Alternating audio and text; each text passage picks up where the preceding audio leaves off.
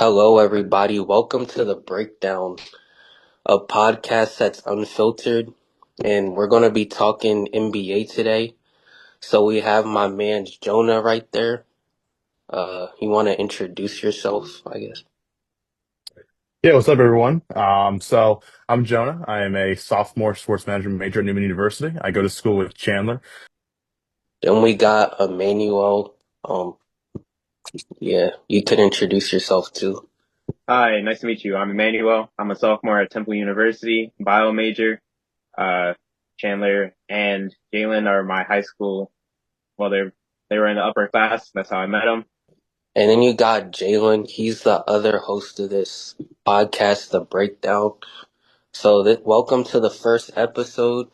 So today we're going to be talking about, can anybody contend with the Oklahoma City Thunder in the Western Conference? Let's start. All right, who wants to take a bite out of this first? I mean, So, you can go ahead you first. Go can go, ahead. you can go first. All right. Um, so Yeah, I think the Thunder are definitely a team. They're definitely the team to beat this year and last year too. I mean, obviously they won it all last year, but I mean there are only a handful of teams that have a shot, in my opinion. As long as they stay healthy, as long as they, um, have all the pieces that they need. I think that the Spurs, obviously beating them in the NBA Cup, showed that they can do it, and I really think that the Spurs really exposed the Thunder a little bit. I mean, obviously we know the Thunder are a great team, but what I really noticed from that game is that they were able to really neutralized Shea in that game and made him really work. And he did struggle a little bit. I think that he definitely didn't have his best game, and that really showed, with with his teammates as well because they seem to not really have the best rhythm that I've noticed. What they had last year in the finals and whatnot. So I really think that as long as that's the big piece here, neutralizing Shea and really, trying to break up the way the Thunder like to play. And I think that can really, um, you know, like move up your chances of beating them. I think that it's a really tough thing to do. But as long as you can do that, it's really you have a great shot. And I think that the Thunder, sorry, not the Thunder, the Nuggets are also are another team that I think can really beat the Thunder. Obviously we saw them, they couldn't do it last year. They got to a game seven, but I really think that, if they played again, I really think that having the best player on the court in Nikola Jokic, I really think that can give you a big, edge on being able to beat the Thunder. I think the Nuggets can also make adjustments. I mean, obviously, they were coming off a situation where they fired their head coach like what 9 games before the season ended, so it was kind of a weird time for them, and it just didn't really seem like they had the same cohesion that they did back in like 2023 when they won the finals. But this year they made some advancements to the roster. They got rid of Michael Porter Jr., they got rid of Cam Johnson, things like that. That can really change. So I really believe that the Nuggets have a great shot to win. That's another big team in the West. That's probably my number one team in the West to beat the Thunder. Um, but I want to hear your thoughts. Like, do you think that the Nuggets and the Spurs are like the two? Would you say that those are the two biggest teams, the biggest threat for the Thunder in the West? Yeah, I Honestly, would. or you All got right, I was gonna say yeah. Obviously, those I have three teams. I did the Nuggets one, Spurs second, three Rockets. Yeah, the Rockets are Obviously, another big one. Yeah, yeah, the Nuggets have gotten more depth. They're still led by a top three player I mean, well, not all time currently, and have plenty of playoff experience. The Spurs, they're exposed, like you said, the Thunder a lot during this last game. And I want to cite Victor Wembanyama as he was playing on limited time as well. yeah, he's And coming off an injury. yeah, and he comes in and he's plus 20 overall impact. And OKC's biggest problem is guarding big men like Victor Wembanyama. They can't put Chet Holmgren on him because every time they did, Victor Wembanyama absolutely cooked them. So there's stuff putting on smaller guards such as Alex Caruso, Jalen Williams, or any other guards that was around at the time. Leaving, well, and it did work in a way. It caused Victor Wembanyama to have 5 turnovers that entire game. But the problem is that the Spurs quickly fixed that solution by just allowing Victor to just do catch and shoots about around the free throw line, and Right. they can't block the shots because they're too small. So they need to figure out some sort of solution for this, or that's going to be a big problem come playoff time. But the problem with the Spurs, that's why I put them at two, and honestly, I might even move them to three. Is that when Victor is not on the court, they have no solution. Right. Right. anything. But yeah, I completely agree with you. The Nuggets are the number one most dangerous team, and the Rockets are coming in there. But we can talk about that later. I mean, to agree with Emmanuel, I mean, it's very hard to stop Victor, especially, I mean, you even see people like, was it Draymond Green struggling to guard him. Yep. So it's like whenever you have a tall person, extremely tall, where he can play the guard and he's very athletic and he can shoot the three and dribble, it's kind of like, I kind of look at him as like a taller KD. I'm gonna have to. You guys were talking about the Rockets, right? Saying they could possibly beat the Thunder. Yeah. I'm gonna have to disagree with you guys on that. I think the Rockets are a sorry team, at least right Mm. now. I feel like they're still like a point guard away from being good. They are missing Van Vliet because obviously Yes. he's Huge out loss for. for them. But Is when I there a watch them, I just feel like they don't have that like contender factor. Like, is there a timetable for Fred Van VanVleet's return? Not Like, till is he next coming? year. He's out for the rest of the Oh, year. that's solid. Dang. Yeah. Um, but yeah, good point, Chandler. I really think that the Rockets are definitely going to miss that come playoff time. And we saw that epic opening night game between the two teams, and I really thought that the Rockets were really missing that. Um, but I think that if they got healthy, if, like for next year, as long as they get a point guard or they can get one at the deadline, we'll see over the next like month or two, like what opens up, like what they can go target, like what players are available. But yeah, I think that the Rockets have a shot. It's definitely a lower shot than some other teams, but a healthy Rockets team definitely has a shot. But I think that as long as if they get healthy, going into next year. I think that they definitely have a shot to beat the Thunder, at least contend with them. We saw it opening night, so I think as long as the Rockets put up a fight, play good, and we're able to play good defense, that'll give them a good shot, at least to push the OKC Thunder to like a 6 or 7 game series in the playoffs. Yeah, I was talking about the Rockets there. That's what I had for the Rockets is that they're a young defensive team and extremely talented almost all around, except for the point guard position currently due to the Fred Van VanVleet injury. But my problem with not putting them higher is that they're going to get tired during the playoffs. You have Kevin Durant, Steven Adams, older guys such as that have to go against OKC's oppressive defense, which is constantly on you, hounding you every game. And that's Yep. going to wear them out. And that's going to leave you with having to rely on the younger guys on your team to score and do everything else. And I'm not exactly sure the Rockets' younger core could do that consistently, especially in the playoffs. yeah, I feel like the Rockets, they're a good team, but they obviously are a little aged. They have Şengün. He's good, but he's slow. So like the defensive end, that's a problem. Reed Shepherd, he's a good rookie. He's on the come up. He improved a lot since last year.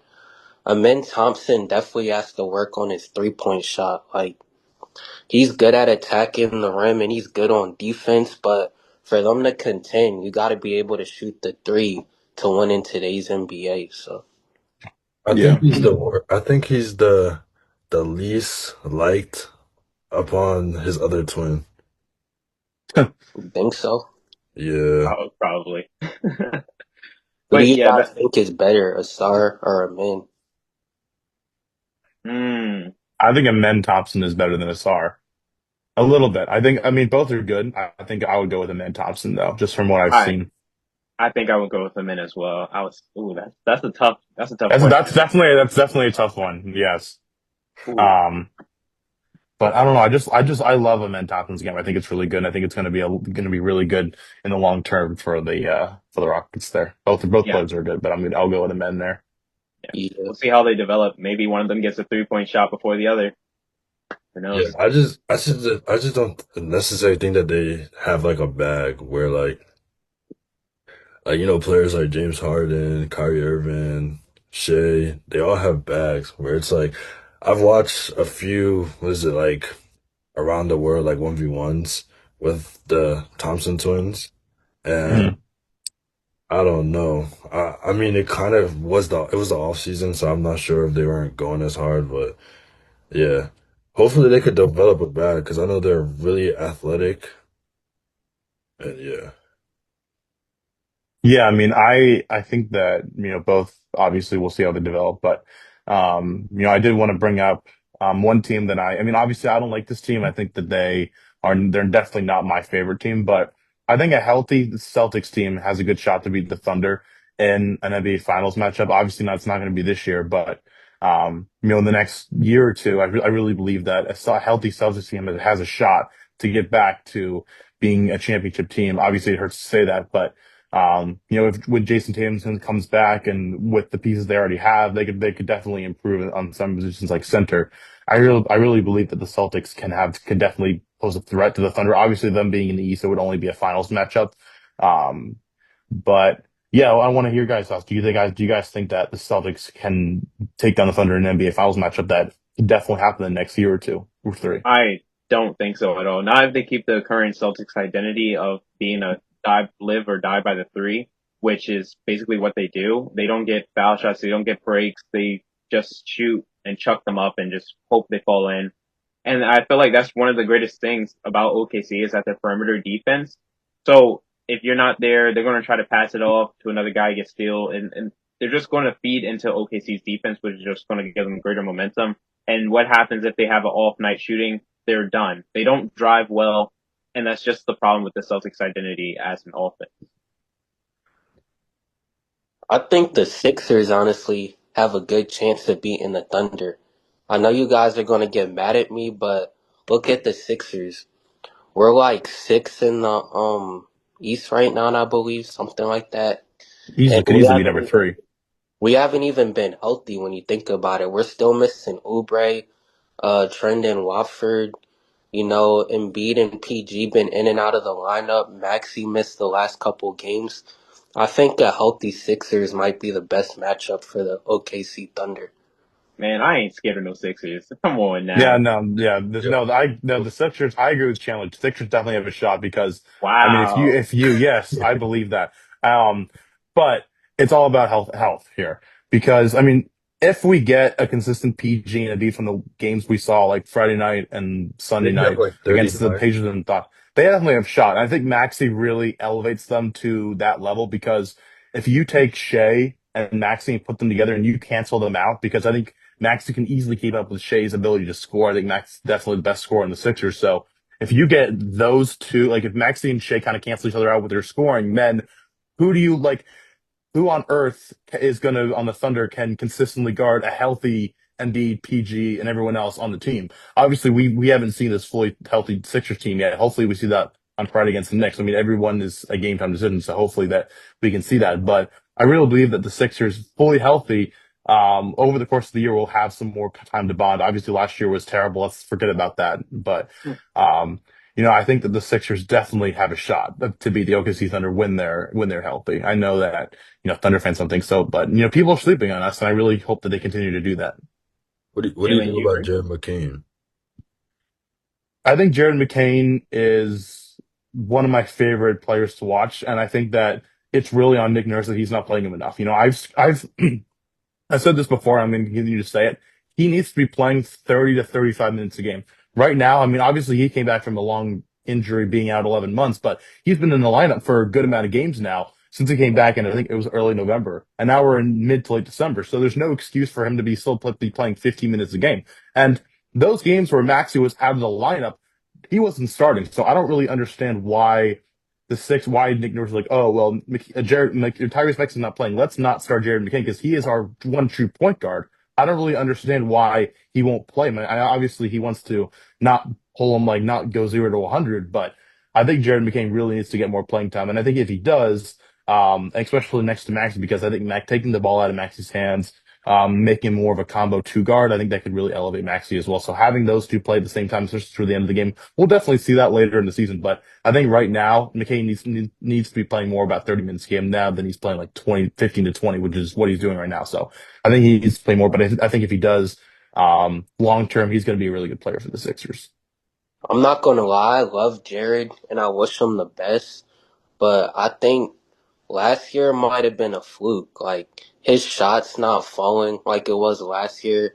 He seems a little bit slow with his handles, so I don't know about that, but I I think wish no, him I the think I think a big reason why is because of his knee brace and the fact that he still has that kind of protection on him. And I think that's really slowing him down. And I think that the fact that he's not that his shots aren't falling like you said. Obviously, I would keep McCain. I'm not going to be like, oh, we're going to trade McCain. Like obviously, you don't want to do that yet. But um, if you get a McCain player that can go out here, get consistent playing time, and really get his shots up, that's what's going to get him more into a rhythm. I don't think right now he's not set up to succeed right now because he's not playing Yeah, enough. He's not getting into more of a rhythm, and he's playing yeah, on a team that is trying to. I mean, obviously there's a lot of pressure on the Sixers. It's championship or bust at this point. But I think Jared needs to get more of a shot than he's getting right now before I start saying, oh, well, Jared McCain sucks. Obviously, he doesn't suck, but last year we saw him getting a lot of playing time. Look what he did. He dropped him 30 points per game in the Nets. Obviously, it was the Nets, but when he gets playing time and he gets the ball in his hands, that's when Jared McCain succeeds. He can't succeed if he's sitting on the bench without the ball in his hand. You know? yeah. Oh my goodness. Thank you so much for saying that. That's exactly what I was thinking. Like that, that's the problem with the Sixers. Like this isn't just like a one-time occurrence. This is like a problem that has been continuous with the Sixers organization when it comes to young talent, is that they sometimes identify it, but they don't keep it and let it grow properly. Like you can see the best example I can think of right now is Isaiah Joe on the Thunder.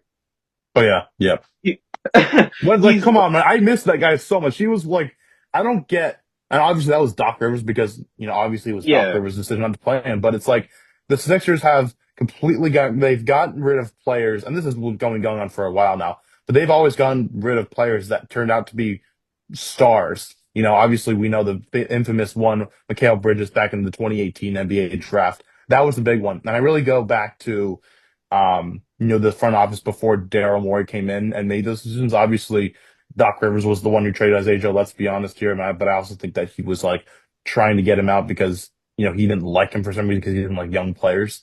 Yeah. But another example I want to bring up is VJ Edgecombe this year because VJ has gotten the starting job every game that he's played. And obviously we saw last year McCain that didn't happen every single game. So I really don't know why. I mean, obviously VJ Edgecombe is a very highly, pronounced guy, but I think VJ is getting a lot more favoritism over McCain. And obviously McCain's, had that injury and whatnot, but I think that McCain needs to be getting just as much playing time as VJ because we see VJ get his Struggle. confidence back up. I mean, he's been like in and out sometimes in terms of his confidence, but in the latest few games, I think that VJ has really gotten that confidence back, like we saw against the Lightning. I mean, he was taking big shots in the clutch. That's what we need, and I think McCain needs to get the same amount of touches and playing time as VJ. To yeah. be Because we, fair, VJ's miles better than McCain in my opinion. In everything, attacking the rim, defense. He's good at getting steals, going downhill, shooting. I mean, right now they might be even, but VJ's shot's pretty clutch right now. So I think VJ's miles better than McCain. I we, wouldn't say Miles better. I wouldn't say. I yeah, think, yeah. I mean, yeah. I mean, McCain's jumper is really, really smooth, really, really good. I just think that when we see McCain play more later in the season, we're going to see really how the talent level that McCain has, for the Sixers, what he can bring. I really believe that we're going to see that later in the season when he plays more. yeah. Because we haven't really seen Jared McCain go back into the flow that we saw in the first season before he got injured. Yeah. And we also seen VJ Edgecombe struggle for like a couple of games there, and will still see him in the starting lineup. But you're right, Jared McCain should be getting some more love because we know we saw a glimpse of what he can be, but we need to make sure it's not just glimpse, it's actually what he can be. But we won't know that if you don't give him consistent minutes. Right. Right. To Do you be think the fair, slow, do you think the slowdown for Jared McCain has to do with a lot of like him basically tearing a ligament in his thumb? And because I know Could be. Mhm. a lot of players like use their thumbs to shoot and handle the ball. I just know from the double injuries that he's received, he hasn't been himself ever since he came back. he definitely hasn't. Me and you remember we went to that G League game, Blue Coats versus the Swarm, and Jared, he wasn't looking like himself even on the G League level. He was 3 for 11 that night. He was missing a lot of shots. So I just feel like possibly it could be the injury to the thumb, but something's just not right. Yeah, I mean, obviously I didn't see that game, but I do know that Jared has just, I mean, Jared obviously has gotten better since that game, but I think as long as he can continue to get more playing time, because obviously we saw him improve in that game. I know I watched a little bit of the highlights, but um, I think Jared McCain getting more playing time has the opportunity for himself to get more out of out of the funk that he was in.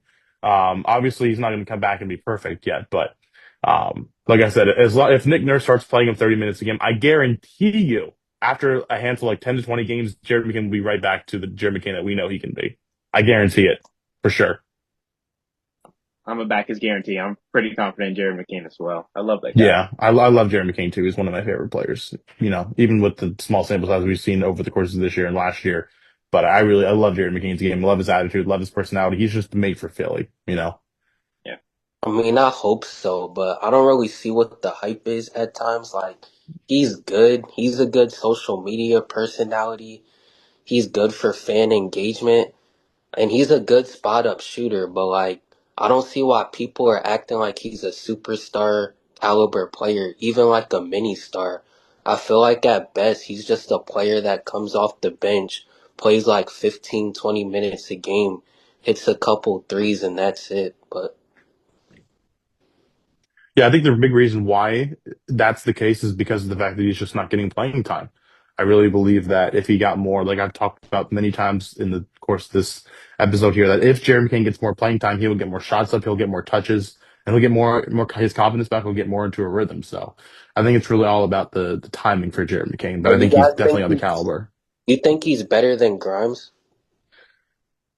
Mm. That's a really tough thing to question because I think they're different players, but um it's tough because Quentin Grimes has definitely been more consistent this year with his minutes and whatnot because he didn't get hurt last year. He was with the Sixers for the latter part of last year and did really well. So I really think that it's a hard comparison, but I think Jared McCain can be better than Quentin Grimes, but I think Quentin Grimes right now is being more consistent and more playable than Jared McCain as long as if Quentin Grimes gets more minutes. So I really think it comes down to um, you know, if Jeremy King can get back to his level, I think that Jeremy King would be that guy in the lineup. But I think you could definitely play those guys at once. Like if Quentin Grimes plays the two or the three, put Jeremy King at the one, those guys can complement each other well. And then if you have Tyrese Maxey in there, that can be better with kind of being that guy to set both of them up. I really believe that you can definitely play them together, but I think right now the more consistent player is Grimes, but I think Jeremy Kane can definitely get to a level where he's just as playable, if not more than Quentin Grimes, especially if Quentin Grimes is not hitting threes. Because if he's not hitting threes, then there's a tough discussion of should we bring Quentin Grimes out of the game and put McCain in. That's kind of where I'm at with those two guys right now. The only And thing I have against Jeremy, my bad. no, Only thing you I have good, you good. against Jeremy McCain is that I feel like he's a liability on defense, and it's not even because of his height. I really think he doesn't. I really think he's not as He's slow. skillful when it's like moving your feet, and we see Grimes able to like guard like different positions because defense is one of his strengths. He has a fast first foot, and he's able to basically pluck the ball out of a lot of point guards' hands to get like a Hmm. fast break point. Basically, McCain, I feel like he's slow, and Grimes is more explosive.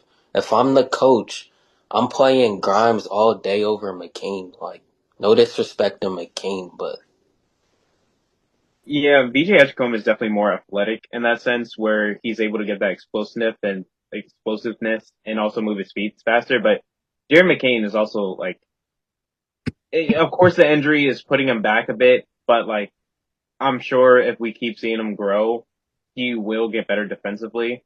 And once that offense comes back, we're definitely going to see the defensive part of him shine more. But it's all about just coming back from the injury and actually getting some playing time. But for as of right now, BJ Edgecombe is the better defensive player, and I think he will continue to be the better defensive player because of his athleticism and also his defensive IQ as well. yeah, those are some interesting takes there.